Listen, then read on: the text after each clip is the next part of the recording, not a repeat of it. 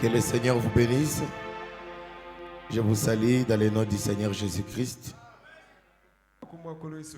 Sans plus tarder, je vous prie de vous tenir debout. Nous allons ouvrir nos Bibles dans Malachie 4. Je lis depuis le premier verset jusqu'au 6e. Je lis au nom du Seigneur. Car voici le jour vient ardent comme une fournaise. Tous les hautains et tous les méchants seront comme du chaume. Le jour qui vient les embrassera, dit l'Éternel des armées. Il ne leur laissera ni racine ni rameau. Mais pour vous qui craignez mon nom, s'élèvera le soleil de la justice. Et la guérison sera sous ses ailes. Vous sortirez et vous sauterez comme le veau d'une étable, et vous foulerez les méchants, car ils seront comme de la chaume sous la plante de vos pieds. Au jour que je prépare, dit l'Éternel des armées. Souvenez-vous de la loi de Moïse, mon serviteur, auquel j'ai prescrit en Horeb pour tout Israël, des préceptes et des ordonnances. Voici, je vous enverrai Élie le prophète, avant que le jour de l'Éternel arrive, ce jour grand et redoutable. Il ramènera les cœurs des enfants à leurs pères. Il ramènera les cœurs des pères à leurs enfants et les cœurs des enfants à leurs pères. Des pères que je ne vienne frapper le pays d'interdit. Sans plus tarder, prenons Zacharie 14. Zacharie 14, versets 6 à 7. En ces jours-là, il n'y aura point de lumière. Il y aura du froid et de la glace. Ce sera un jour unique connu de l'Éternel, et qui ne sera ni jour ni nuit, mais vers le soir, la lumière apparaîtra. Que le Seigneur vous bénisse richement, qu'il ajoute la bénédiction sur sa parole. Encore une fois, je vous salue dans le nom du Seigneur. J'ai béni le Seigneur pour la grâce qu'il m'accorde et qu'il vous a aussi accordé que nous puissions nous réunir ce soir. Et je remercie aussi l'apôtre Vincent pour sa confiance encore une fois. Et je vous remercie d'être venu. Alors ce soir, nous venons de lire une portion de la parole. C'est une lecture presque habituelle que tout croyant du message ne peut ignorer. Malachie 4, Zacharie 14, ce sont nos promesses que nous avons. Et de là, nous allons tirer une petite pensée. Le but de la lumière du soir pour l'épouse. La Bible nous dit qu'il y aura un jour unique connu de l'Éternel. Ça ne sera ni le jour ni la nuit, mais vers le soir, la lumière paraîtra. Alors, Frère Branham pose une question. Dans la restitution de l'arbre épouse, à son paragraphe 307, je vois que cette écriture va expliciter clairement ce que nous venons de lire. Il pose la question: et pourquoi la lumière du soir est-elle apparue? Et à quoi sert la lumière du soir? Parce que tous nous sommes contents de la venue de la lumière. Mais pourquoi elle est apparue? Et à quoi sert la lumière du soir? Est-ce qu'elle est venue juste pour nous rendre naturels? Frère Branham dit qu'elle vient pour restaurer. Et il dit ouf.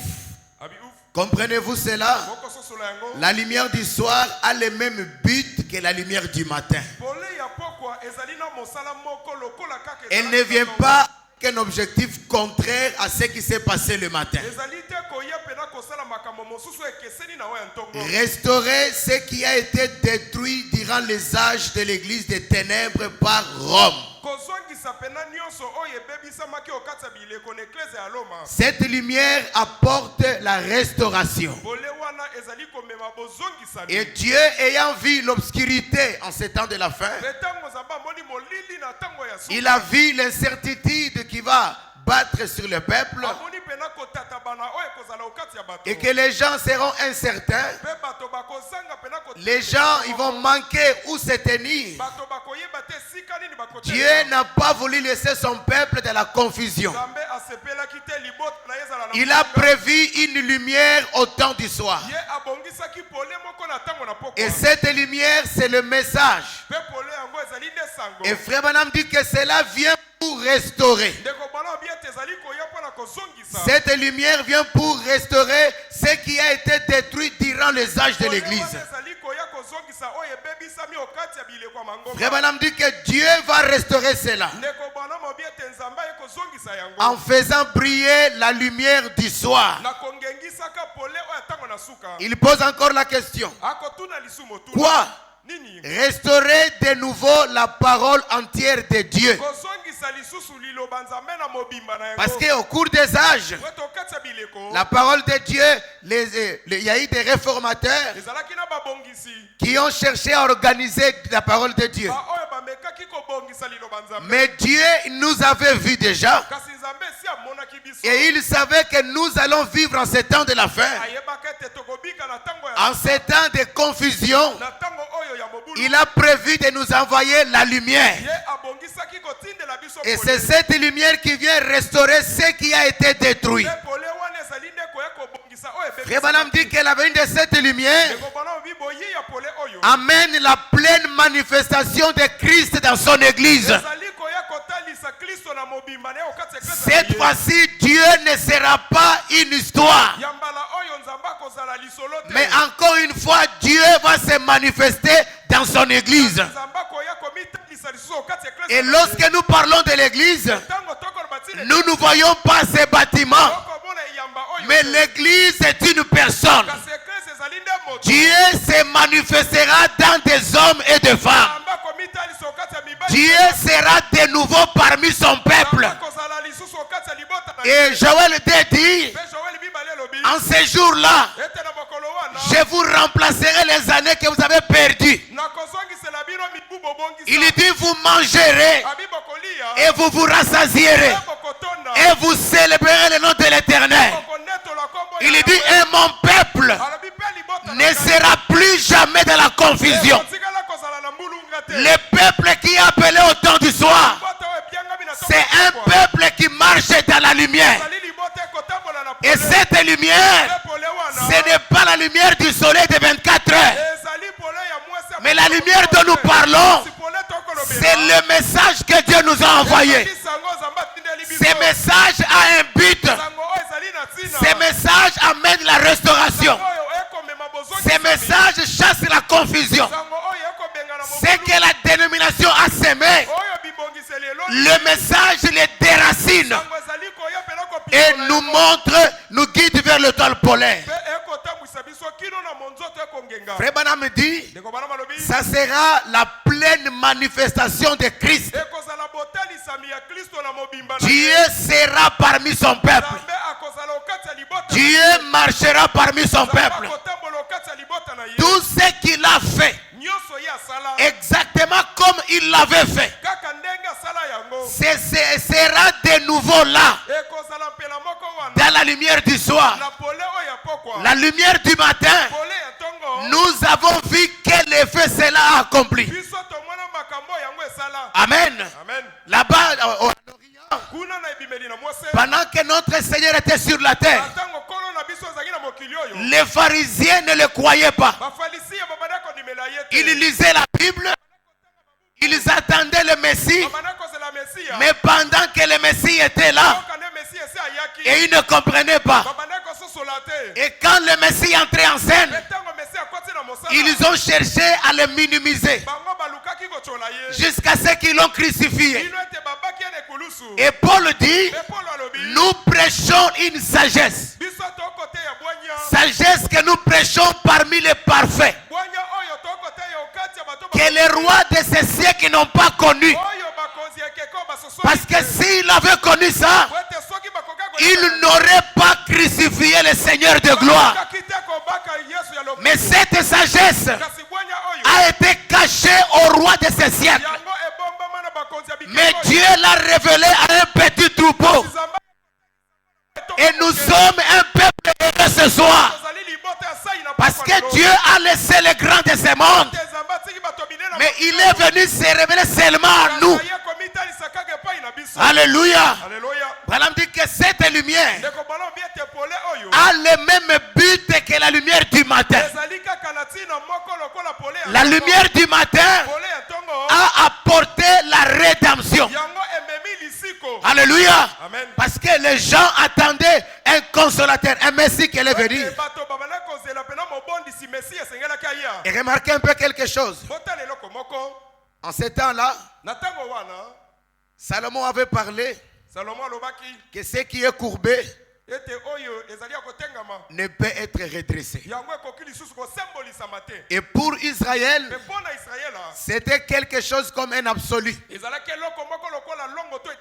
Que rien de ce qui est courbé ne peut être redressé. Mais quand nous lisons la Bible, quand Jésus est venu pour la première fois, il est entré dans la synagogue. La Bible dit que là, il a vu une femme qui avait une bossie. Mais quand il a observé, Frère Branham dit que Jésus a vu l'alliance d'Abraham sur la femme. Et c'était le jour même du sabbat. Et le jour du sabbat, c'était interdit de faire quelque chose. Mais ce jour-là dans les synagogues, Jésus ordonne à la femme qui avait la bossie. Il dit, femme, redresse-toi. Alors ils sont venus vers lui. Il dit, mais le jour du sabbat, tu as accompli un miracle. Non, mais c'est interdit.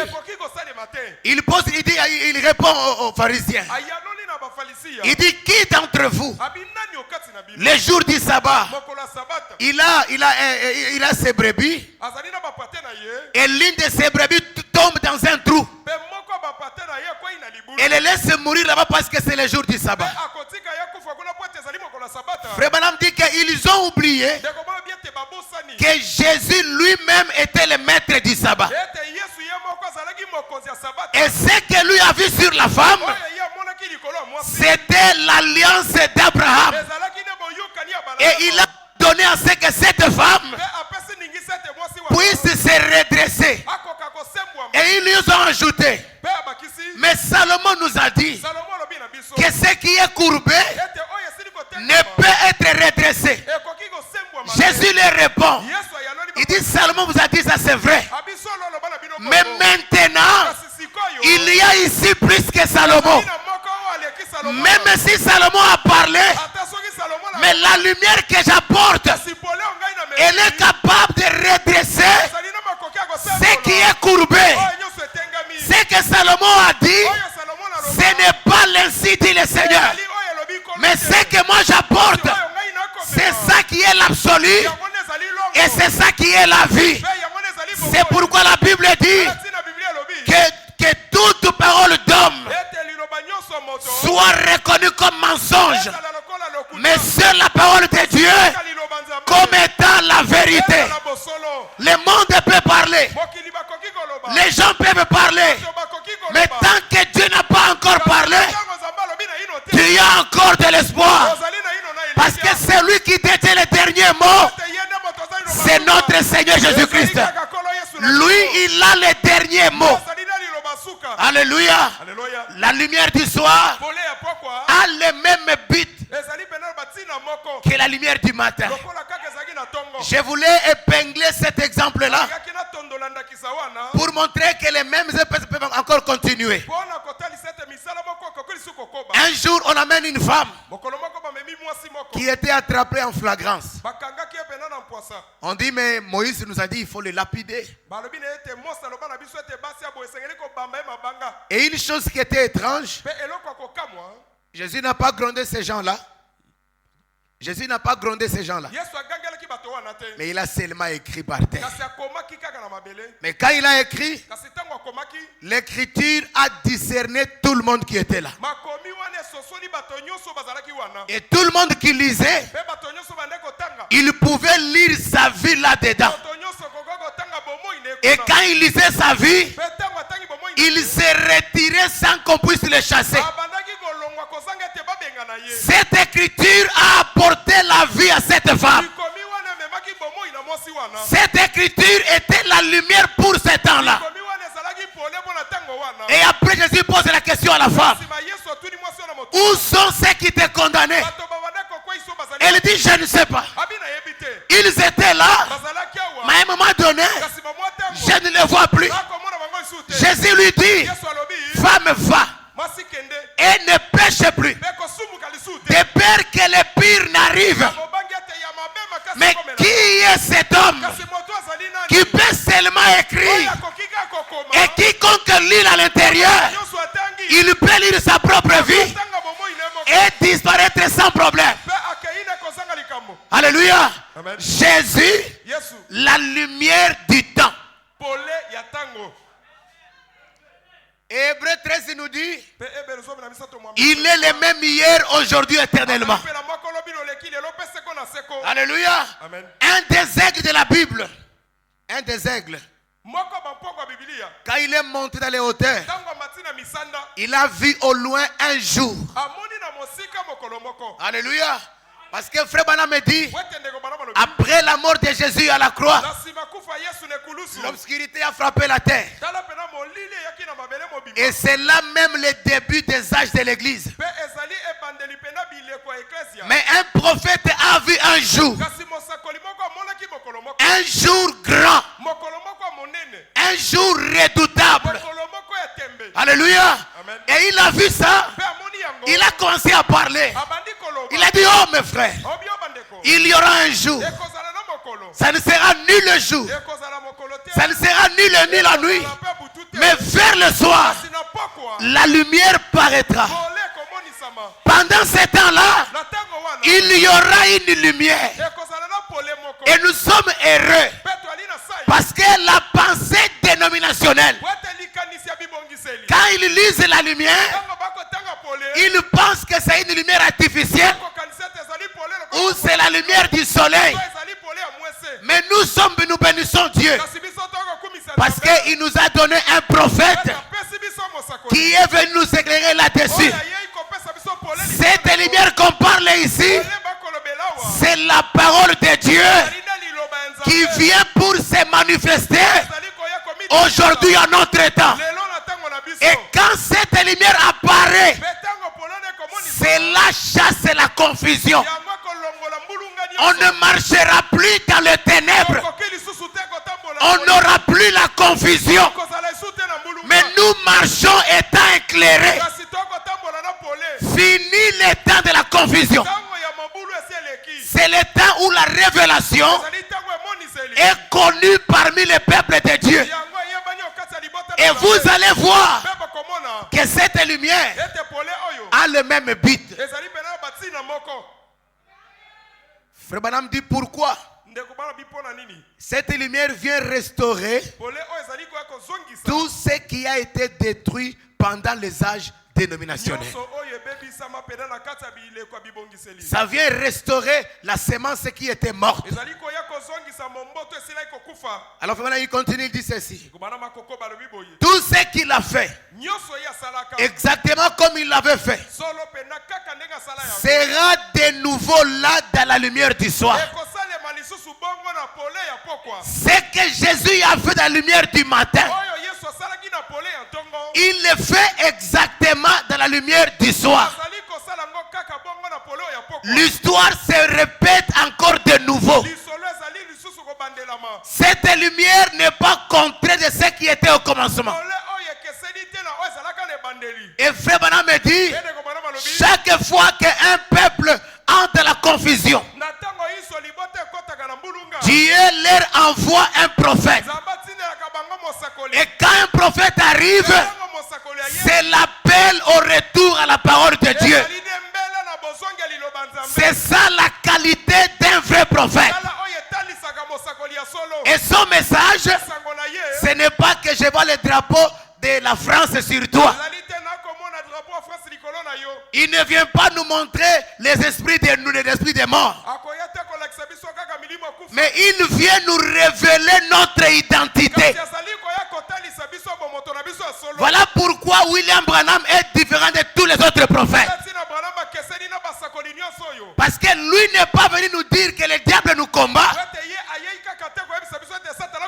Ça, c'est nous faire peur.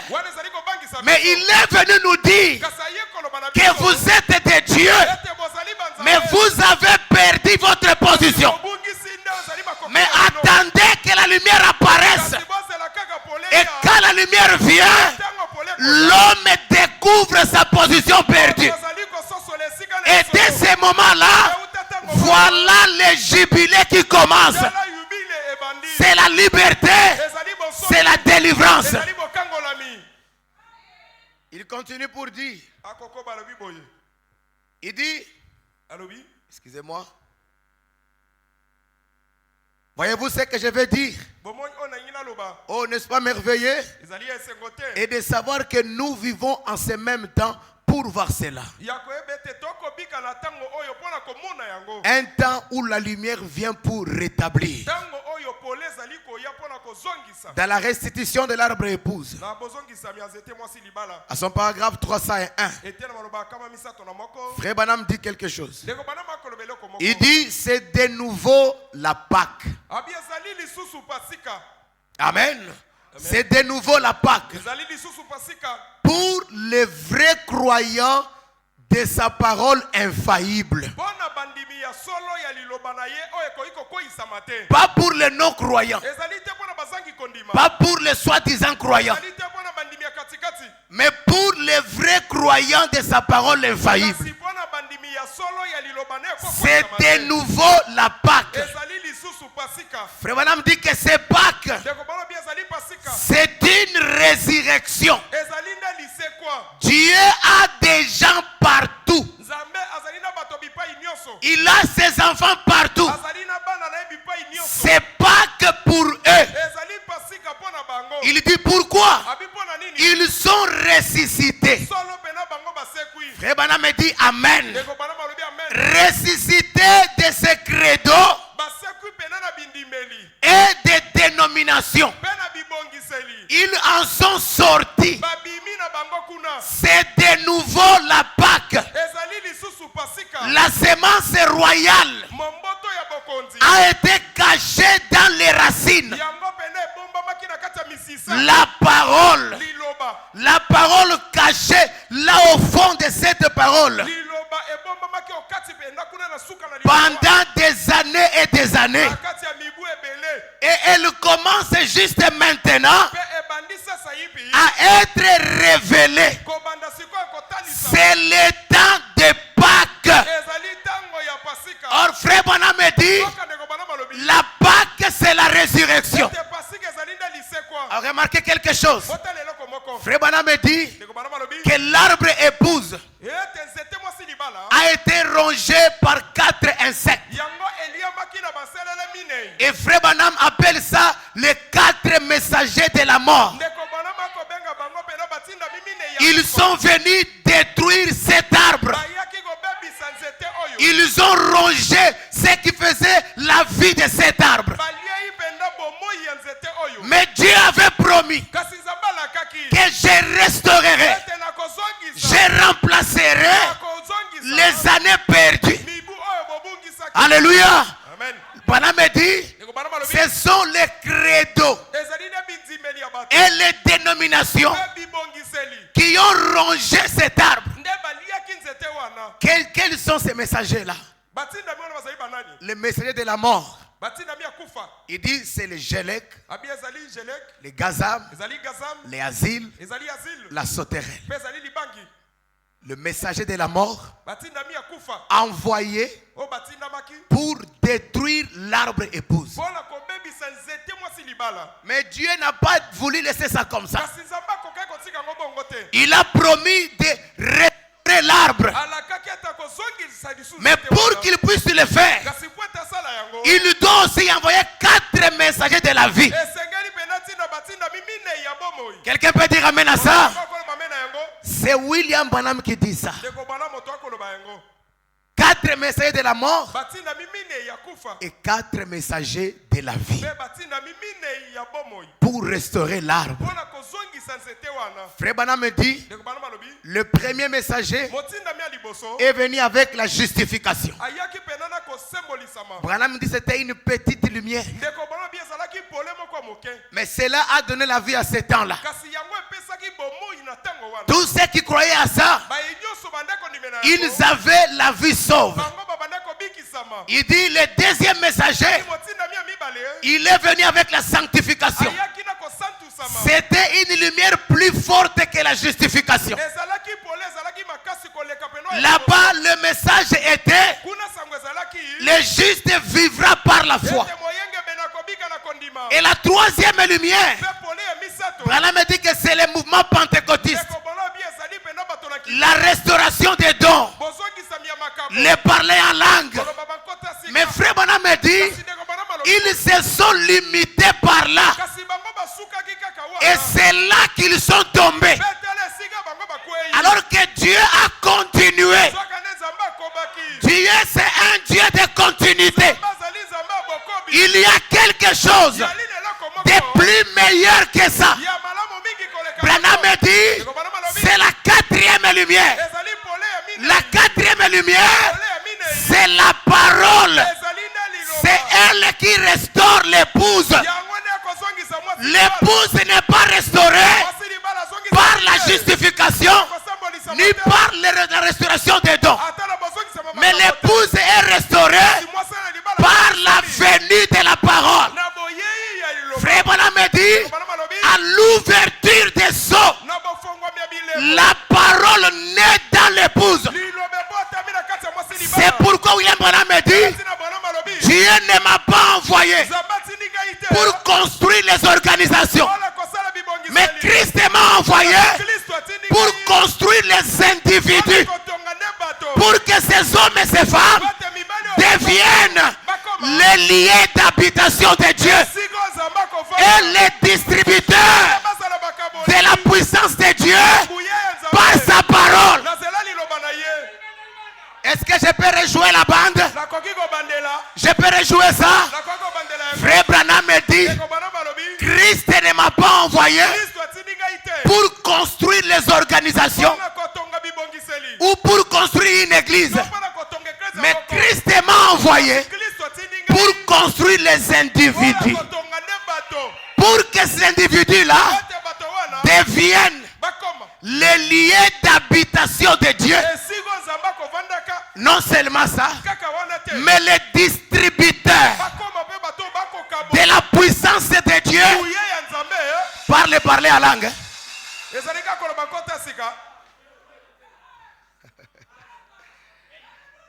Les distributeurs de la puissance de Dieu par sa parole. C'est pourquoi la 4e lumière ne doit pas être autre chose que la parole. Et la Bible dit, l'homme ne vivra pas du pain seulement, mais il vivra de toutes paroles qui sortent de la bouche de Dieu. Ce soir, la chose qui donne la vie, ce n'est pas le pain, mais c'est la parole. Dans cette parole, il y a la vertu de la résurrection.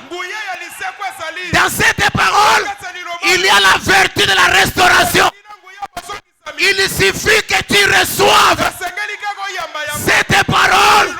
Voilà que tu deviens les liens d'habitation de Dieu. Frère Branham me dit, Dieu n'est pas tranquille. Dieu n'est pas tranquille quand il est en dehors de l'homme. Mais Dieu est tranquille quand il vit dans l'homme. Parce que le but de Dieu, c'est de vivre dans l'homme. Et dans Christ est le mystère de Dieu révélé. Frère Bonhomme dit, Dieu avait 3 desseins. Le premier dessein, il devait s'exprimer pour que le monde le voie. Il l'a fait en Christ. Il a marché parmi les hommes.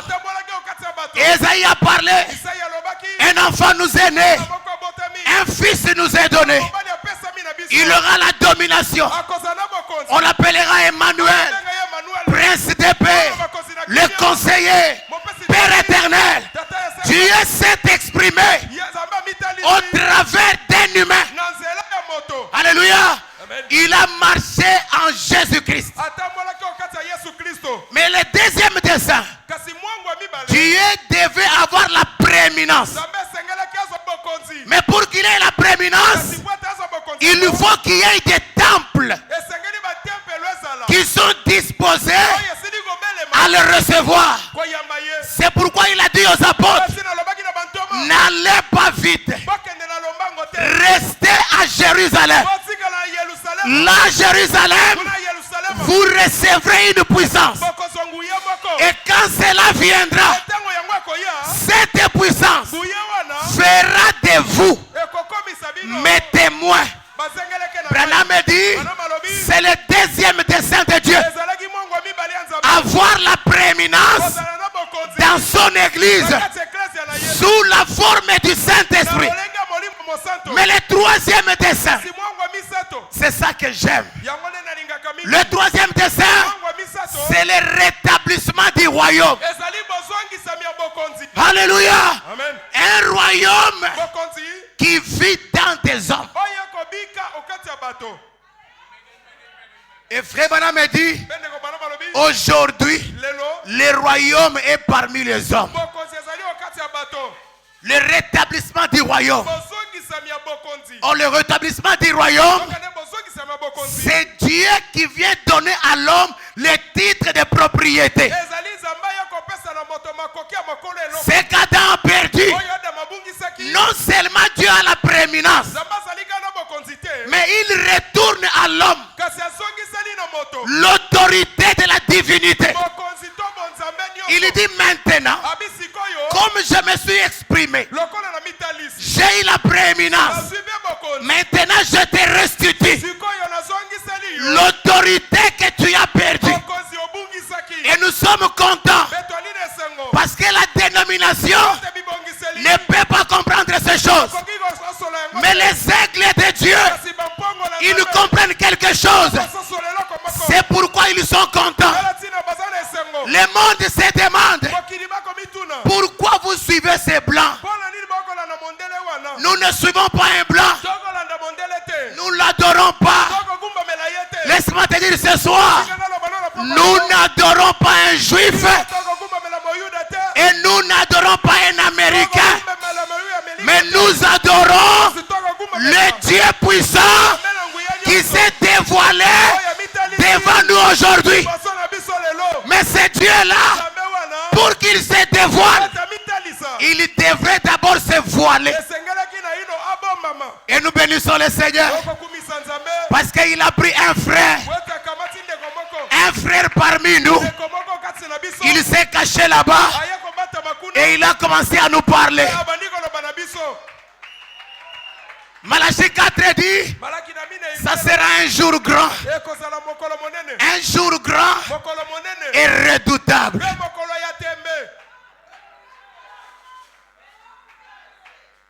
Un jour grand pour les élus, redoutable pour l'incrédule.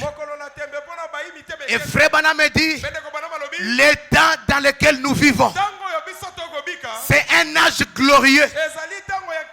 Il dit c'est un âge glorieux et la fusion avec l'éternité. Pendant que nous sommes là, nous prêchons des choses et nous vivons dans une dimension ou une autre. Quelque part nous sommes terrestres, mais quelque part nous sommes célestes. Et à un moment donné, les gens ne comprennent pas.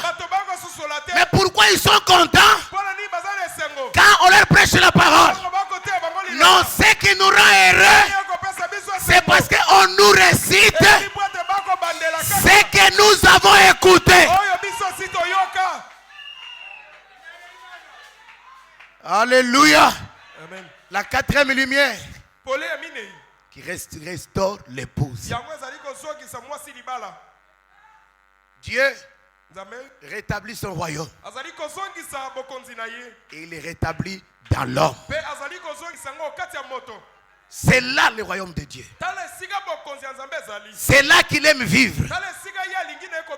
Et il nous fait maintenant de l'homme distributeur de sa puissance. En d'autres termes, ceux qui vont à Mangenge pour chercher Dieu, ils n'ont pas la révélation. Hein? Ah, je n'ai pas dit ça.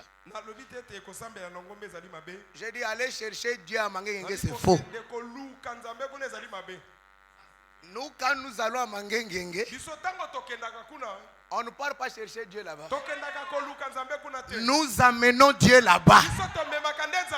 Et nous nous isolons avec lui. Et puis nous lui disons, assieds-toi ici. Maintenant, écoute pourquoi je t'ai amené ici. Je parle. Quand je termine, je le prends. Je rentre avec lui chez moi. Dieu n'est pas dans une montagne. Aujourd'hui, Dieu vit dans l'homme. Écoutez, frère Branham. Moi, je découvre ces démons-là. Je découvre cet esprit-là. Hein? Oh, na koluka nzambe na ngomba. Na lukio na bazamba. Na bangomba. Oh Yahweh, Abba. Non. Nous, on ne cherche pas Dieu là-bas. Amen. Amen. Dans la prédication, la parole parlait la sémence originelle. Ça peut être une bombe, mais c'est vrai. Vous allez découvrir c'est quoi la force terrestre de Dieu. Branham me dit, où se trouvera le gouvernement? Paragraphe 780. Il dit sur quoi? Sur les épaules. Sur son corps. Le gouvernement sur ses épaules. Branham me dit, c'est une partie du corps. Qu'est-ce? Sa force terrestre. Je continue. Il dit, la force terrestre de Dieu, c'est sa parole faite chair dans son corps ici, sur terre. La force terrestre de Dieu, c'est Mangengenge.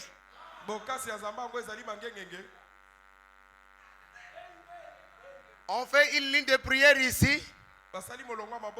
On t'impose les mains. Tu ne crois pas. Mais tu préfères aller à la montagne, là où il y a des gens rasés. Les Baba du Combo. Et tu crois à leur prière.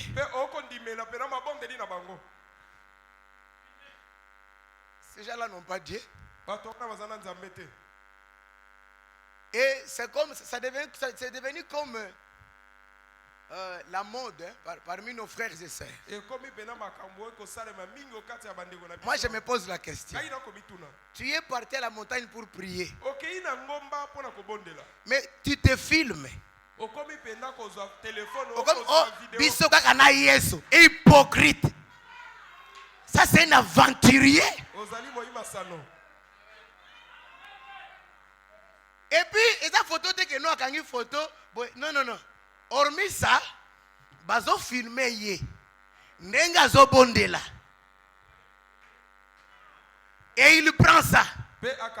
Il met sur les réseaux. Et les chrétiens non affermis, ils pensent que cet homme est spirituel. C'est un charnel. C'est un aventurier. Comment un homme qui prie peut se filmer? Branham dit que nous devons prier jusqu'à traverser les murs de son. Même si quelqu'un parlait ici à côté, je ne peux pas écouter parce que je suis au-delà du voile. C'est la preuve que tu n'as jamais traversé. Tu es toujours charnel. Oh Yahweh, le Dieu de témoignage. Quel témoignage? Amen. Et les gens, vraiment, frère, assemble la mingi. Assemble la kate. Assemble la kate. Akenekolia mapa na ngomba kuna. Va aller manger là-bas et puis il dort. Yo ke osambela na ngomba okomotela tala monde. Tika la kaka na église osambela wa frère. Okobela mkongo pamba. Cette montagne-là, c'est difficile pour monter. Hein? Tu vas avoir les hémorroïdes inutilement. Tu vas là-bas, tu ne pries pas. C'est la radio à Bluetooth Mounen. Et il met ça là-bas, il ne fait qu'écouter les chansons. Et après, il nous fait des fois. Le Dieu de Branham est réel. Non. Frère Branham dit ici. Ça, cette citation ici, c'est pour donner la certitude aux enfants de Dieu. Frère Branham me dit que la force terrestre de Dieu, c'est sa parole faite chair. À un moment donné, nous devons quitter dans les choses inutiles. Ce message doit être une vie palpable. Branham me dit que Christ m'a envoyé pour construire des individus. Ça c'est très important. Et les amener à être les lieux d'habitation de Dieu. Quand Dieu habite en toi, voilà sa force terrestre.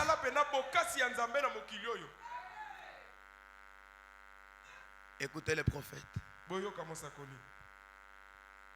Dans la prédication, je crois les dieux puissants dévoilés devant nous. Paragraphe 204.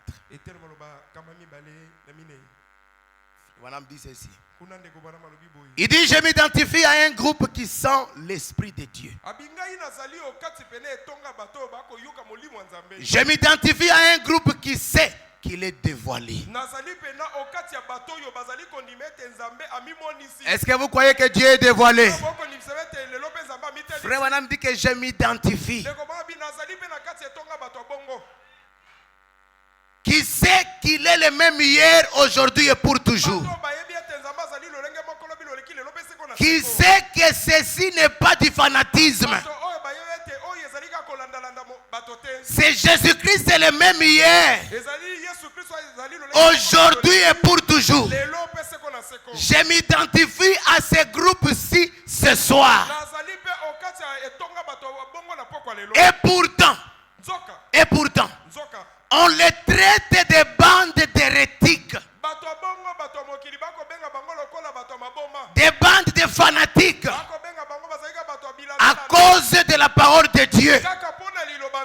Mais je n'ai pas honte de l'évangile de Jésus-Christ. Alléluia. 205. Il dit, oh Dieu, dans son amour fait à nouveau, dans son amour fait. Dans son amour fait à nouveau, s'est dévoilé et s'est fait connaître à son peuple Le grand roi qui s'est dépouillé de sa gloire. Encore un peu de temps et le monde ne me verra plus. Alléluia. Je serai voilé pour eux. Pour le monde, je serai voilé. Mais vous me verrez. Ça, on n'a pas dit aller à la montagne. Non, messieurs. On a dit, il faut seulement rester à la place. Et Dieu, par sa grâce, il va se révéler à son peuple. Or, notre Dieu, depuis l'histoire de l'humanité, il a visité 3 peuples. Le premier peuple, c'était les Juifs. Ils l'ont chassé. Le deuxième peuple, c'était les Samaritains. Les Samaritains adoraient ce qu'ils ne connaissaient pas. Ils adoraient Dieu d'une manière imaginaire. Mais ce jour-là, avec la femme au puits, Jésus parlait avec elle. Jésus dit à la femme, vous adorez ce que vous ne connaissez pas. Mais l'heure vient où ça ne sera ni à la montagne, ni à Jérusalem. Mais l'heure vient où les vrais adorateurs adoreront le Père en esprit et en vérité. Laisse-moi te dire ce soir, tu peux adorer en esprit dans ta chambre. Pas seulement à la montagne. Même dans ta chambre, tu peux adorer en esprit et le Père exauce la prière. L'heure vient où les vrais adorateurs.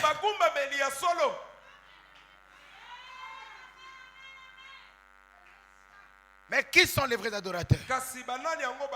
C'est ceux qui reconnaissent les signes du Messie. Ce ne sont pas les chercheurs de miracles.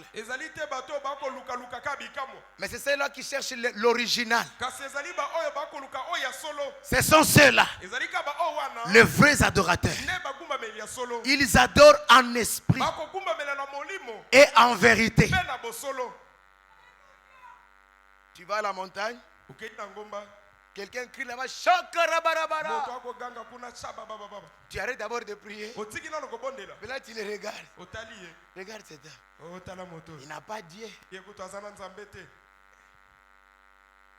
Et après tu dis, oh Seigneur, j'avais Seigneur. Je vis encore Seigneur. Ça c'est pas l'adoration. Amen. Frère Branham dit que l'heure vient où le monde ne me verra pas. Je serai voilé à eux.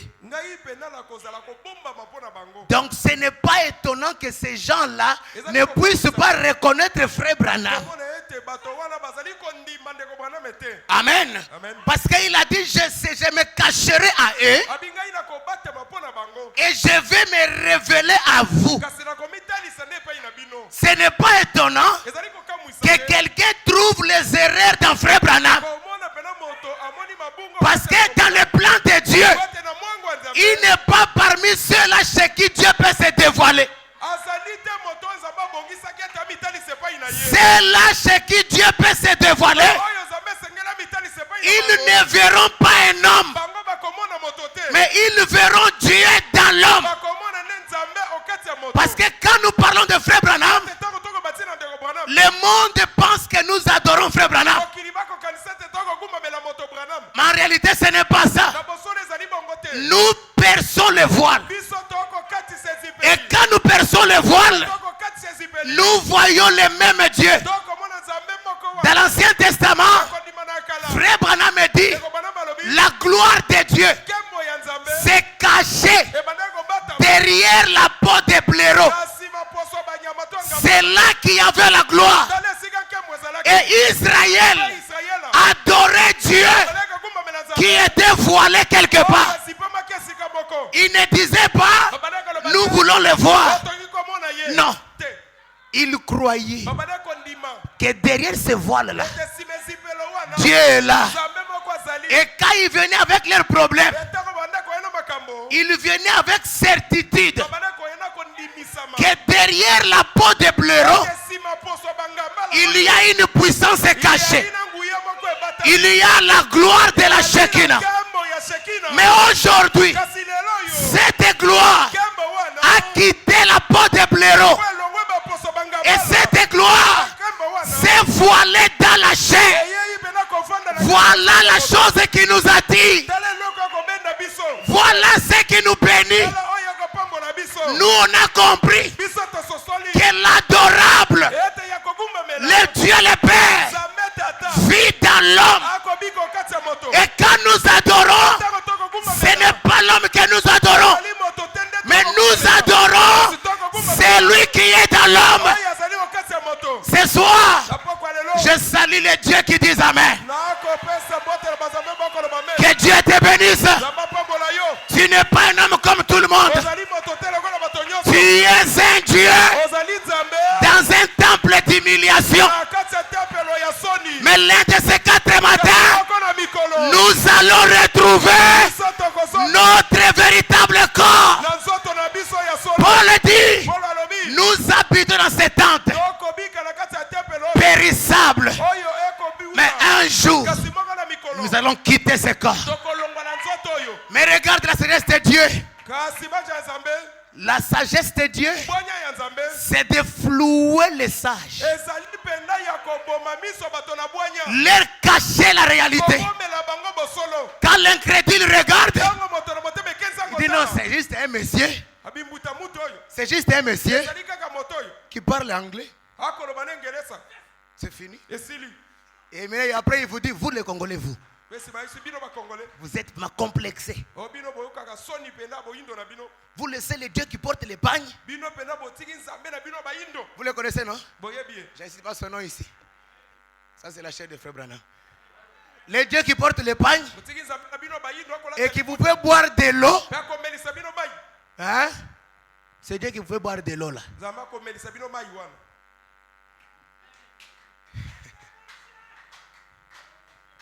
Frère Branham continue. Il dit, je serai voilé à eux. Mais vous, vous me verrez. Car je serai avec vous. Amen. Et même en vous, jusqu'à la fin du monde. Me transformant. Hein? Komi bongolaka. Me transformant de Luther à Wesley continuellement. Et quand Branham dit continuellement, à la fin nous voyons William Branham de Luther à Wesley, de Wesley à la Pentecôte, de la Pentecôte à William Branham. Il dit, je serai avec vous. Je me transformerai. Or, Frère Branham dit, il dit, Abraham a connu plusieurs visitations. Dieu l'a visité sous plusieurs formes. Mais la dernière forme, c'était Dieu dans la chair. Et quand Elohim est venu chez Abraham, la stérilité d'Abraham, ces jours-là, c'était terminé. Alléluia. Dieu est dans la chair. C'est ça qui nous donne la vie. C'est ça qui restaure. Et ce soir, s'il y a des cellules mortes, je te donne une bonne nouvelle. Aujourd'hui, Dieu est dans la chair. Ça suffit pour que tu sois béni. Abraham, plusieurs visitations. Il attendait une voix. Il voyait les étoiles. Il voyait les sables. Il pouvait voir n'importe quoi. Mais le dernier signe, la 7e visitation. Et Frère Branham me dit, Abraham, c'est le type de l'église spirituelle. église qui a vu Dieu dans la chair, ils étaient au nombre de 3. Mais cette église a reconnu celui qui était au milieu. Il s'est agenouillé et il a dit, ne passe pas chez moi. Ça fait des années. Sarah n'a pas un enfant. Regarde les bétails. Sont en train de mourir. Entre d'abord chez moi. Est-ce que quelqu'un peut l'inviter ce soir? Est-ce que tu peux l'inviter ce soir? Invite-lui ce soir. Dans tes travaux, dans ta vie, dans ce que tu fais, il va ramener à la vie ce qui était mort. Alléluia. La force terrestre de Dieu, c'est sa parole faite chair. Et l'église a connu plusieurs visitations. Mais la dernière visitation, arrivée au 7e âge, ce n'est pas un homme qu'on a reçu. Non, c'est Dieu que nous avons reçu. Mais sous la forme d'un humain. Mais regardez ce qu'il a fait. Un jour, quelques jeunes, ils roulaient dans une voiture. Quelque part, ils ont connu un accident. Et Frère Branham était derrière eux. Et les autres sont sortis. L'un était coincé. Il allait mourir. On voulait le faire sortir. Il dit non, laissez-moi. Vous allez me tuer. Non, laissez-moi. Quelque temps après, Frère Branham descend de sa voiture. Il vient sur la place. Il regarde les garçons. Il ne dit rien. Mais il commence à contourner la voiture. Mais pendant qu'il contourne la voiture, le ferraille commence à se dilater. Quelque temps après, le garçon est sorti. Sain et sauf. Que dites-vous que c'est? C'est le Dieu puissant qui est voilé dans l'homme. Et Frère Branham me dit, le pouvoir de l'infaillibilité, Dieu l'a donné à l'homme. Alléluia. C'est pourquoi Branham me dit, il dit, je suis votre frère. Mais en tant que votre frère, je me tiens là comme intercesseur. Il dit, je prie pour vous. Je parle pour vous. Je crois pour vous. Je sais que c'est arrivé. Je sais que c'est arrivé. Si tu as la foi dans cette prière, ce soir, reçois ce que tu veux. Reçois ce que tu veux. Je crois pour vous. Si tu n'as pas la foi, emprunte la foi de Branham. Branham me dit, même quand ils n'auront pas la foi, moi je leur donne ma foi. Avec la foi de William Branham, tu es plus que vainqueur. Parce que c'est une foi parfaite. C'est une foi incontournable. Un jour, alors qu'il faisait la pêche, il avait deux frères à côté de lui. Quand je parle de ça, je me sens bien. L'onction est tombée sur Frère Branham. Il y avait un petit poisson qui était mort là-bas. Un frère dit à l'autre, il dit, cette onction-là, c'est pour moi. Mais quelques minutes après, Frère Branham dit, il parle au petit poisson. Il dit, reçois la vie. Le poisson reçoit la vie. Le frère regrette.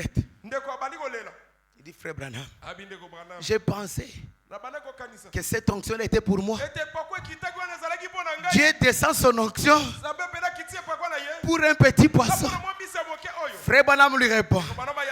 Il dit, pourquoi tu t'inquiètes? S'il peut descendre sa puissance pour réciter un petit poisson, qu'en est-il de toi qui est son enfant? La puissance de Dieu, quand elle descend, elle localise les dieux. Elle localise les dieux. C'est là que les deux omnipotents se croisent. Et frère Branham me dit, quand les omnipotents se croisent, là il y a la création. Ce soir, tu es omnipotent. Et l'omnipotence est en train de circuler là où tu es. Il peut y avoir des créations. Si tu peux le croire, le temps est arrivé où le Dieu de Branham ne sera pas seulement récité, mais le Dieu de Branham, il doit poser les actes. Frère Branham me dit, si l'église de Dieu reçoit la véritable révélation, voilà la continuité du livre des actes. Le livre des actes des apôtres n'a pas été achevé. C'est nous qui allons achever ça. Et le troisième testament, c'est votre vie. Ceux qui viendront après reconnaîtront qu'il y a eu des hommes qui ont vécu sur la terre et ils ont manifesté Dieu. Un jour, Frère Branham prêche quelque part. Son interprète, on l'avait enlevé un rein. Alors pendant qu'il faut prier pour les malades, le frère interprétait, mais il n'était pas certain. Il dit, ah, est-ce que ces guérisons sont vraies? Frère Branham dit, si vous voulez avoir du succès dans votre ministère, dites ce que le Saint-Esprit a fait dans ma vie. Branham dit, ça vous bénit et ça vous rapproche de Dieu. Ce soir, je voudrais vous rapprocher de Dieu en vous témoignant ça. Pendant que Branham priait, le frère a touché le costume de frère Branham. Et frère Branham ne l'a pas vu. Après la réunion est terminée, frère Branham est rentré dans sa chambre à l'hôtel. Le lendemain, le frère est allé à l'hôpital. Arrivé à l'hôpital, le médecin lui dit, là maintenant, l'autre rein aussi est touché. On doit l'opérer. Le frère est rentré très inquiet. Très inquiet. Alors, pendant qu'il revenait, Dieu dit à frère Branham qui était dans sa chambre, il sort de l'hôtel. Il sort, entre dans cette avenue. Il entre là. Arrête-toi ici. Pendant qu'il s'arrête là, il voit le frère, son interprète qui arrive. Bonjour frère Branham. Il dit bonjour mon frère. Il dit frère, je vois que tu as un problème. Il dit oh, quel problème? Il dit tu viens chez un médecin? Il dit oui. Il t'a dit que l'autre rein est aussi touché. On doit encore t'opérer. Mais hier soir, pendant que je priais pour les malades, tu m'avais touché dans le costume. C'était là que tu étais guéri. Le frère a commencé à louer Dieu. Quel est ce Dieu-là où l'on peut toucher l'habit de son oin et cela arrête la maladie? Le même Dieu-là est ici avec nous. Il est le même Dieu. Il n'a pas changé. Il peut aussi ôter ta maladie. Je ne connais pas ton problème, mais je connais un homme. Lui, il est capable de t'accorder au-delà de ce que tu veux. Que Dieu vous bénisse. Frères et sœurs, notre Dieu, c'est un Dieu de paradoxe.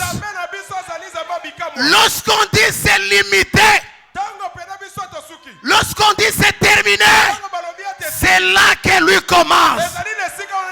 Lorsqu'on dit c'est fini, lui il s'élève. Il a le droit de veto. Il a le droit de veto sur l'enfer, sur les hommes, sur les démons. Il a le droit de veto. Et ce soir, crois seulement. C'est la règle, la question. Ne te pose pas de questions. La lumière du soir est venue restaurer ce qui était mort. Et cette lumière, c'est le message de l'heure. C'est ça notre vie. C'est notre Macpéla. C'est là qu'est la résurrection. C'est là qu'on se repose. Voilà notre ville de refuge. Alléluia. Un jour, je vais encore témoigner. Ça peut te bénir, mon frère. Vous voulez ça, n'est-ce pas? Un jour, Frère Branham voyage avec Meda. La maman de Meda appelle Frère Branham. Il dit, Frère Branham, l'enfant est tellement malade. L'enfant peut mourir. Et Meda a commencé à trembler. Meda qui dormait avec les dents. Il a commencé à trembler. Bill, mon enfant. Dis non, sois calme. Dieu prendra soin. Là, on m'a dit non, l'enfant a atteint un tableau très bizarre. Non, c'est vraiment très dangereux. La nuit est arrivée. Meda s'endormait.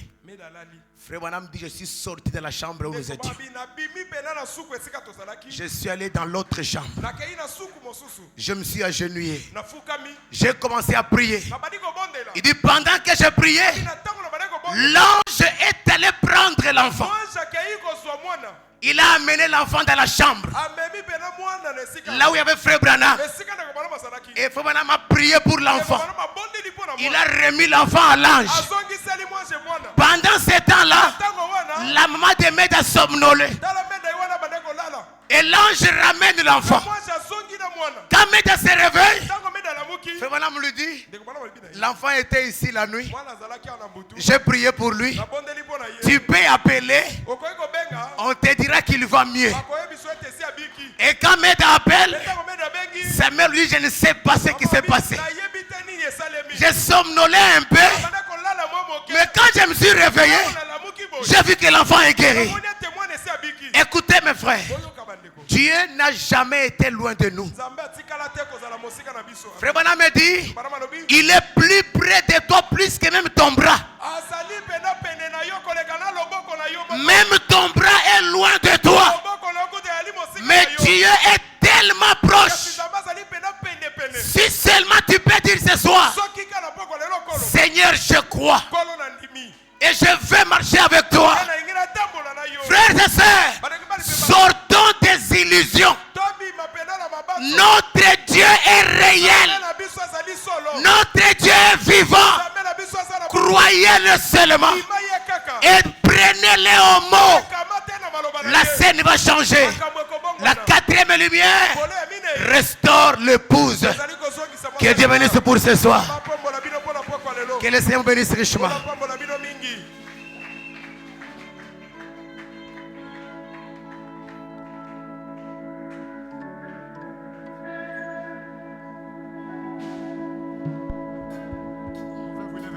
Nous allons chanter pour prier le Seigneur sur base de la parole. Nous allons chanter cette chanson dans l'esprit de la méditation.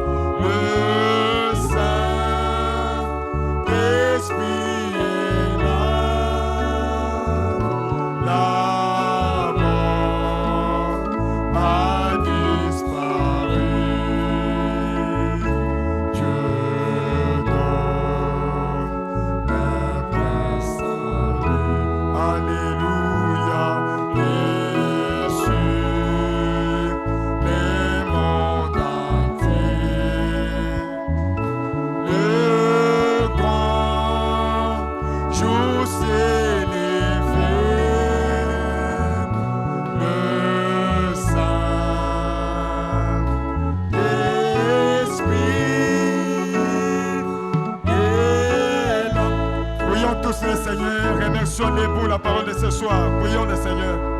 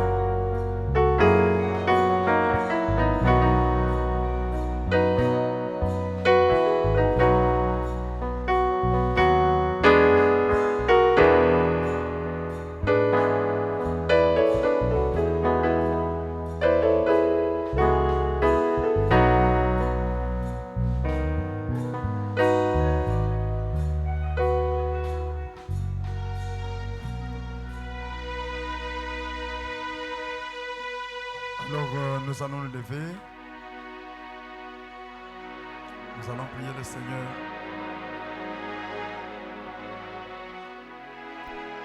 Dieu Tout-Puissant, Créateur des cieux et de la terre, toi, le grand Elohim, le Dieu plein d'amour et de miséricorde.